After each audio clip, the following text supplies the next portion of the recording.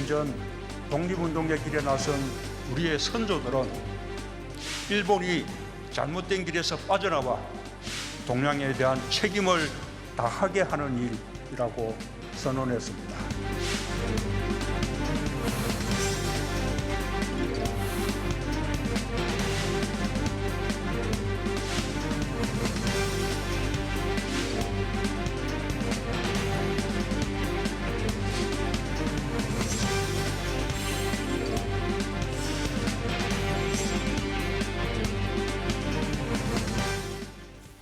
자유한국당 나경원 원내대표는 조국 장관 후보자 인사청문회 관련해서 방금 전에 휴가 중에 나와서 회의까지 열었습니다.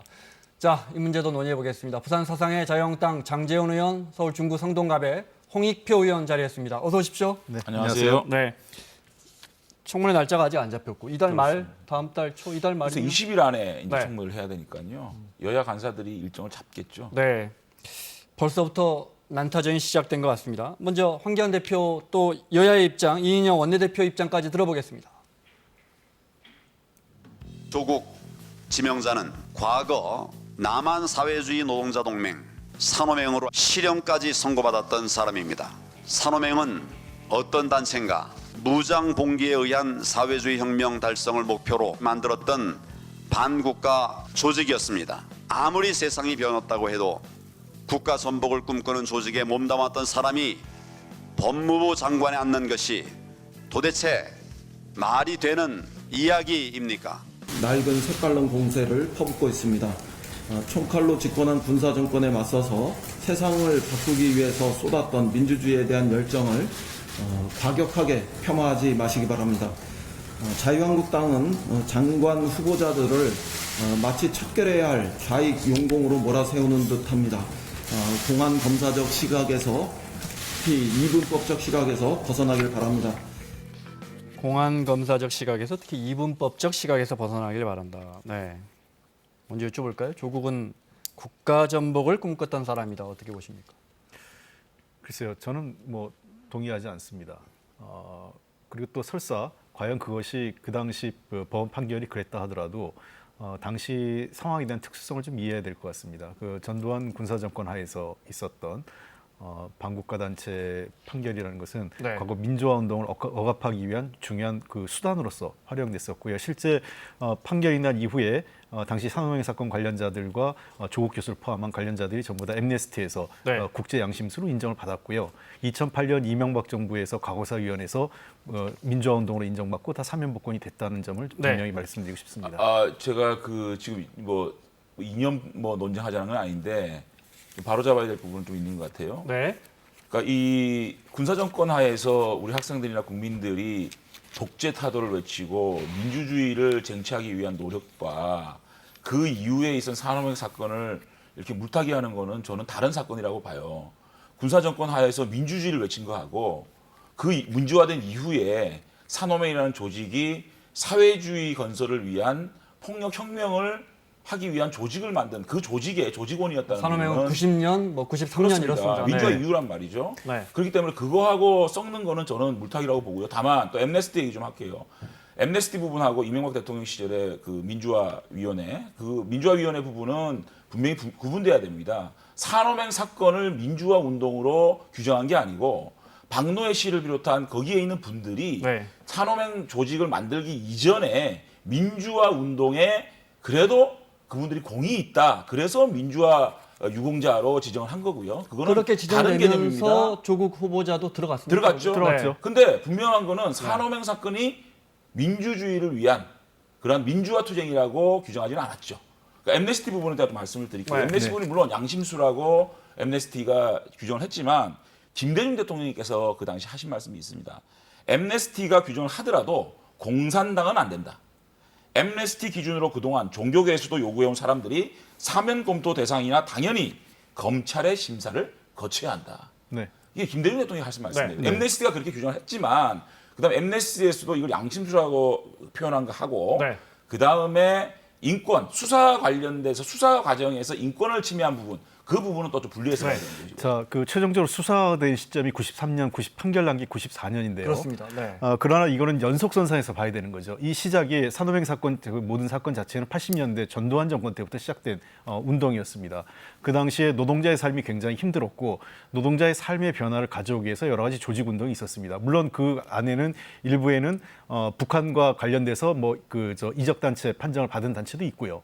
또는 좀 더 마르크스 레닌주의와 관련돼서 사회주의 이념과 관련된 연관된 단체도 있었던 건 사실입니다만, 그러나 네. 그 당시 그 조국 당시 교수였죠. 울산대 교수가 했던 단체에서는 그런 직접적인 폭력혁명이 아니라 그러한 산호맹을 옆에서 지원하는 이념적 지원 그룹으로서 싱크탱크 역할을 했었던 거기 때문에 네. 실제로 나중에 대법원 판결에서도 반국가 단체가 아닌 그 이적 단체로 그때 판결을 받았었고, 그다음에 두 번째 바로 그러한 연속선상 전두환 정권에서부터 노동자의 삶에 어떤 직접적인 국가적 책임 또는 사회적 책임을 높이기 위한 그런 활동을 인정받았기 때문에 엠네스티에서 양심수로 인정을 해준 겁니다. 그러니까 네. 그 판결 시점 이전부터 민주화운동, 아까 장지현 의원님 말씀하신 것처럼 그 이전의 활동이 연속선상에서 저는 평가받은 거죠. 민주화운동하고 지금 산호맹 조직하고는 반드시 구분돼야 되는 부분이고요. 대법원에서 그럼 우리 홍익표 의원님께 묻고 싶은데 판결문에 그래놨어요. 민중민주주의 혁명을 통한 노동자 계급 주도의 사회주의 국가 건설을 주장하는 정치단체로서 우리 헌법상 민주적 기본 질서와는 서로 용납되지 않은 이적 단체다라고 판결했습니다. 이 판결을 거부하시는 그래서 징역 아니요. 2년 6개월에 그렇기 집행유예 때문에 3년 받았습니다. 문제는요. 저희들이 조국 수석이 30년 지나서 자신의 사상이나 이런 걸 가지고 선거에 출마하는 정치인이 되겠다. 정당을 만들겠다. 사회활동을 하겠다. 뭘 하겠다. 문제 삼는 게 아닙니다. 법치를 구현해야 될 법무장관으로서 현행 실행법을 위반한 네. 분이 과연 법무장관으로 자격이 있느냐는 저희 묻고 있는 거거든요. 그것이 반드시 이 부분에 대해서는 사면복권이 되었지만은 당시에 실형을 받은, 네. 그러니까 이 징역형을 받은 사람이거든요. 이 알겠습니다. 부분에 대해서 장 의원님 조금 법무부 장관으로 시간을 안 자격이 배회하겠습니다. 없다는 겁니다. 네. 자격이.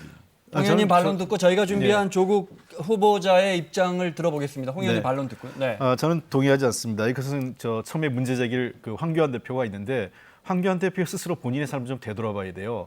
이게 저는 여전히 공안검사 이 야당의 대표가 아니라 공안검사식의 이 문제 제기라고 좀 생각을 합니다.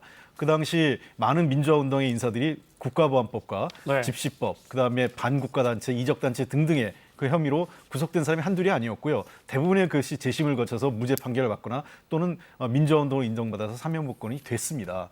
저는 이 전두환 노태우 시절에 있었던 네. 그 당시의 운동을 이제 와서 문제 삼아서 적격 부적격을 따지는 것은 철진한 알겠습니다. 자, 하나만 여쭤볼게요. 그러면 산호맹 이 사건이 민주화 운동입니까?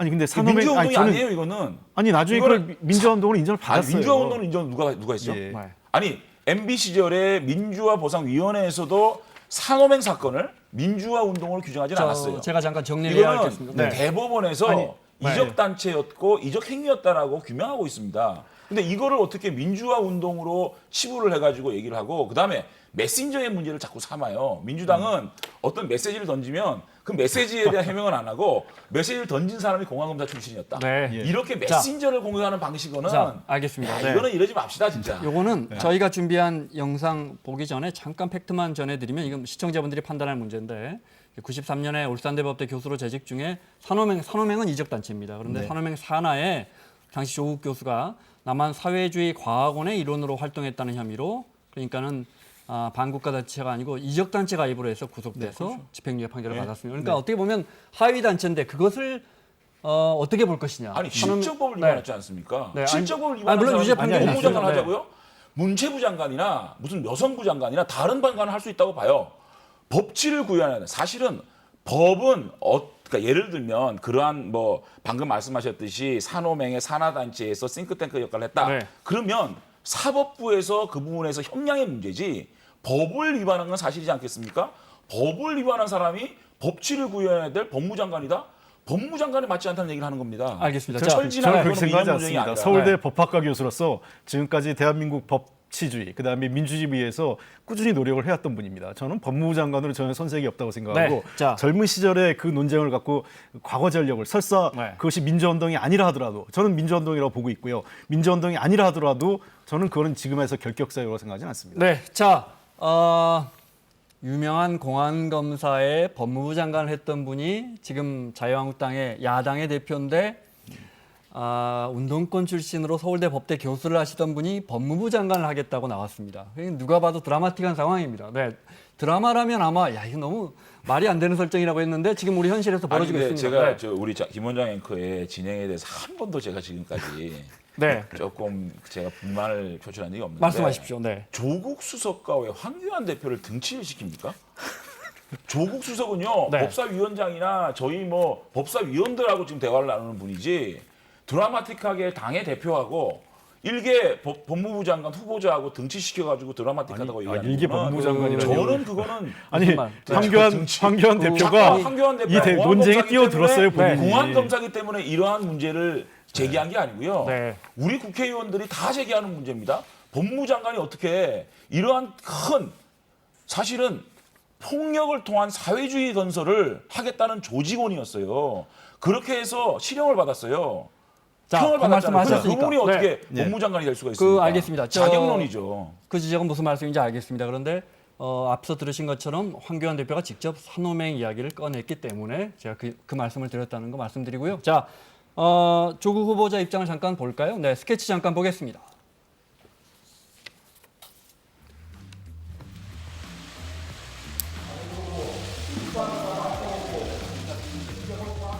질문사항 있으실 것 같은데 인사청문회 때 다 답변드리도록 하겠습니다. 2010년에 스스로 청문회 통과 못할 거라고 하셨는데 생각 바뀌신 이유 뭔가요? 진정은 어제입니다. 사회 표명이나 대응이 있으십니까? 이렇게 아무 답변도 안 하실 겁니까? 계속?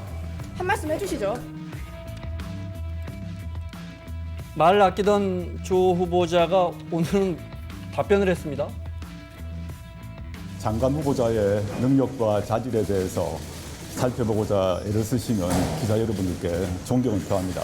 다만 후보자 입장에서 일문일답을 하는 것이 참 곤란하다라는 점은 널리 양해구합니다. 그리고 과거 산호맹 사건을 두고 장관으로서 이제 자격이 부족하다라는 이런 목소리가 나오고 있는데 여기에 대해서는 어떻게 생각하시는지 궁금합니다. 할 말은 많습니다만은 인사청문회 때 충분히 답드리도록 하겠습니다.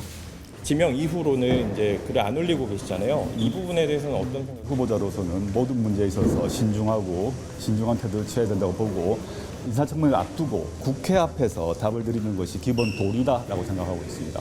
그 전에 저희 개인 의견을 발표하는 게 중요한 게 아니고 그래서도 안 된다고 보고 국민의 대표 앞에서 모든 것을 답드리는 것이 기본 도리다라고 생각합니다. 그만합시다. 자, 민정수석 했던 사람이 바로 법무부 장관 가는 거 가지고 흔히들 언론에서 나오는 게 MB 때 권재진 민정수석이 법무부 장관 갔지 않느냐. 그때 볼까요? 네.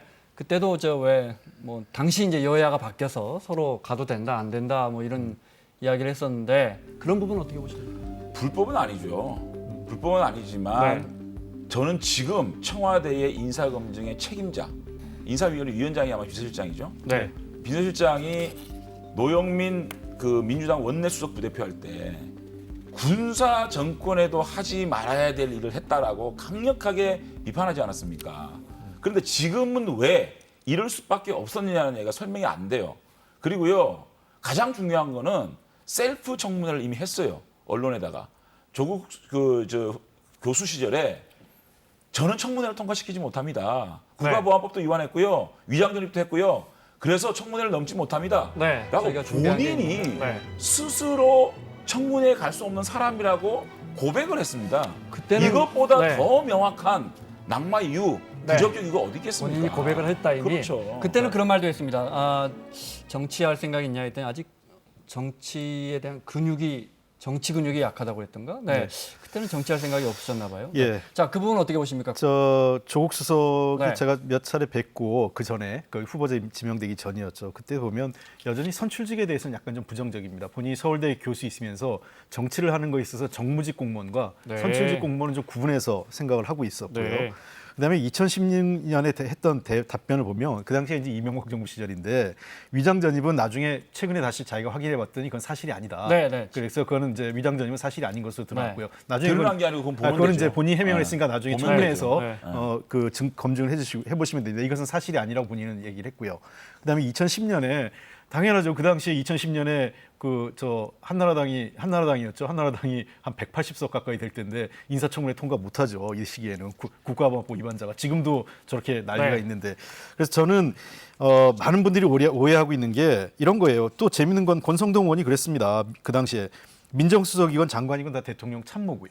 그다음에 수사는 장관이 하는 게 아니라 검찰이 하는 거기 때문에 검찰의 중립성을 해칠 이유가 없다. 그리고 그때는 해도 된다 했다 이거죠. 네. 예. 그다음에 두 번째, 진짜 우리 청와대에서 검찰에 개입을 하고 싶다면 검찰 출신을 법무장관을 했을 겁니다. 검찰의 문화라는 거 아시지 않습니까? 다소 폐쇄적이고 수직적 문화가 있기 네, 때문에 네. 검찰 출신 법무장관이 훨씬 더 검찰 장악하는데 유리했을 겁니다.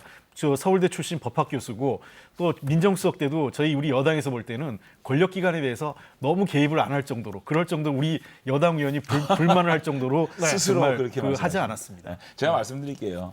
우리 홍익표 의원님께서 말씀하시는 거는 이분이 선출직보다는 이제 임명직으로 행정적으로 하겠다라는 생각이 이제 거꾸로 된 거예요. 이분은 정치하는 게 어울려요.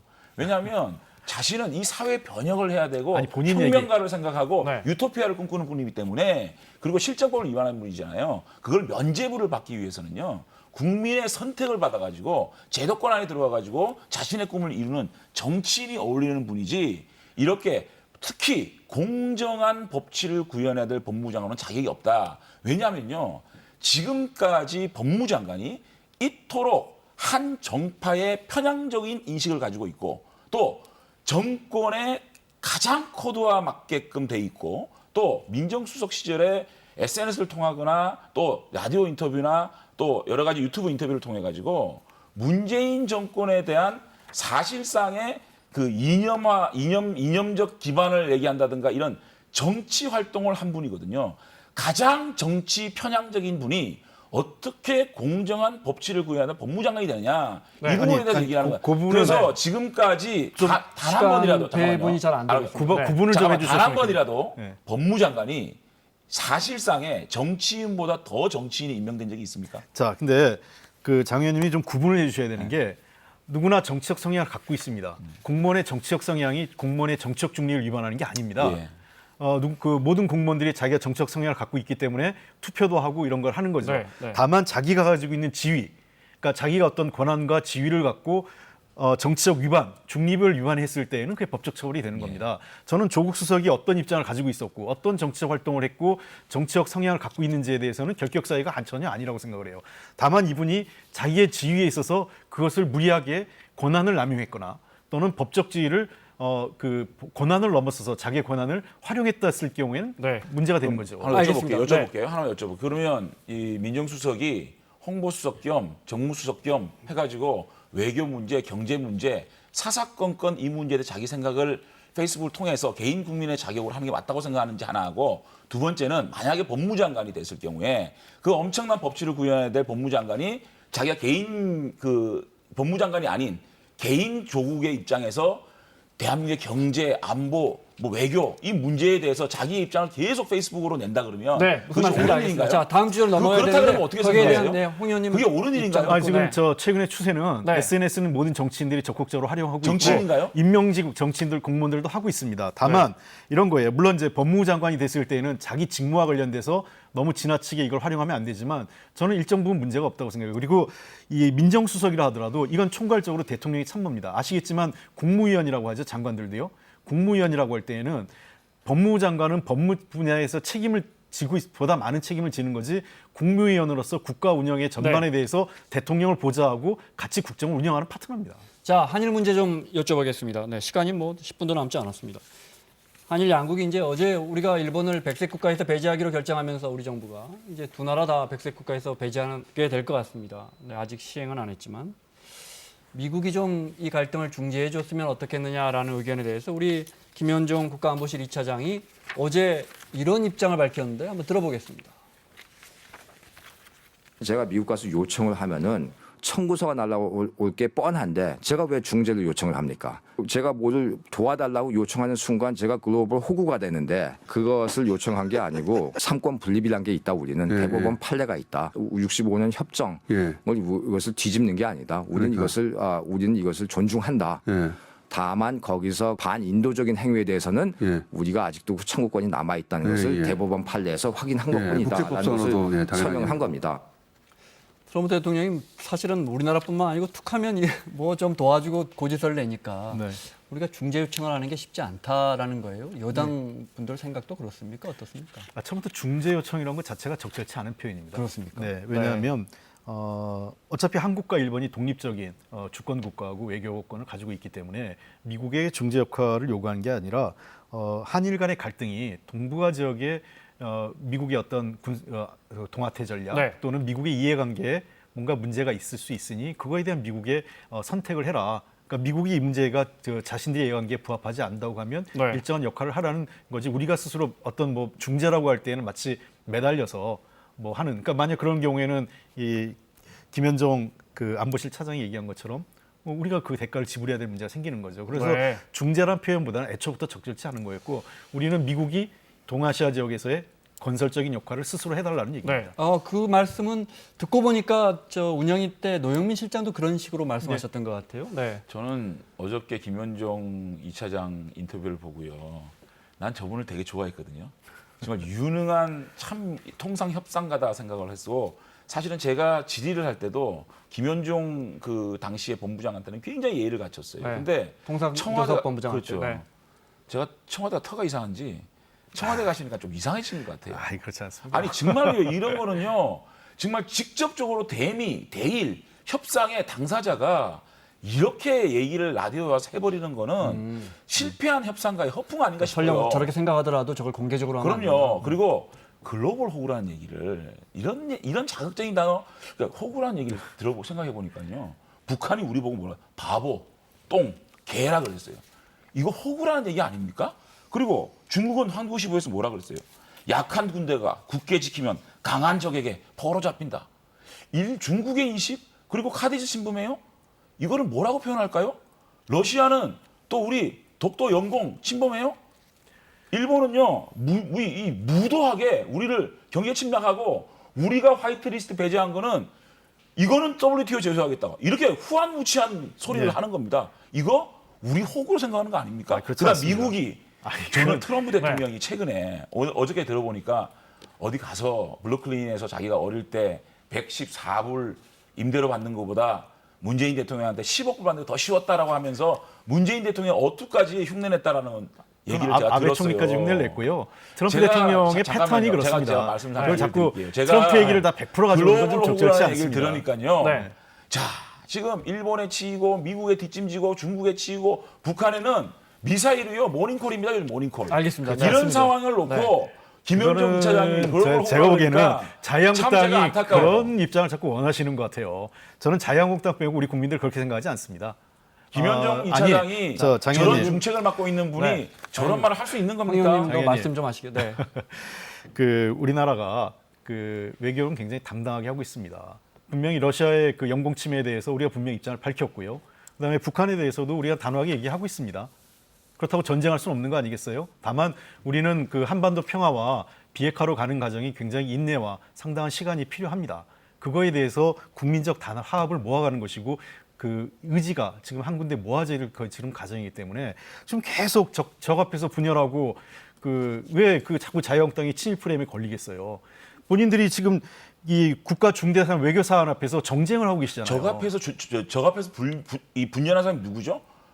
내부 총질을 한 사람이 조국 추석입니다. 아닙니다. 내부를 친일로 매국으로 자작극이라면서요. 내부 총질이죠. 아니 일본 아베 총리가 저렇게 하는 게 자작극이라고. 문재인 정권을 공격하면 이게 정미경, 친일입니까? 정미경 최고위원 자작극이란 말은 동의하세요? 그러면 러시아의 영공 침범을 문재인 정권이 왜 못 막았냐고 얘기하면 친러시아입니까? 네, 알겠습니다. 그런 프레임 아닙니까? 말이 안 되는 얘기 하는 정미경 거예요. 최고위원이 왜 저 한일 관계 이렇게 갈등 조작하는 건 조작극 아니냐라고 지적했던 부분은 방금 홍 의원님이 여쭤보셨죠. 그 자작극이라고 그랬는데 그게 동의하세요? 그 제가 어떻게 동의를 합니까? 네, 자 알겠습니다. 최고위원님 네. 이렇게 공식 석상에 있어요. 최고위원 자, 동의 자기가 안- 뽑힌 것이 자, 제가 어떻게 그 말을 동의를 자, 동의 해요? 안 하신다니까요. 이제 자 광복절 이틀 남았는데 지금 저 한일 관계 말씀드렸는데, 네, 문재인 대통령이 내일 모레 광복절에서 또 어떤 메시지를 낼 거냐 뭐 관심입니다.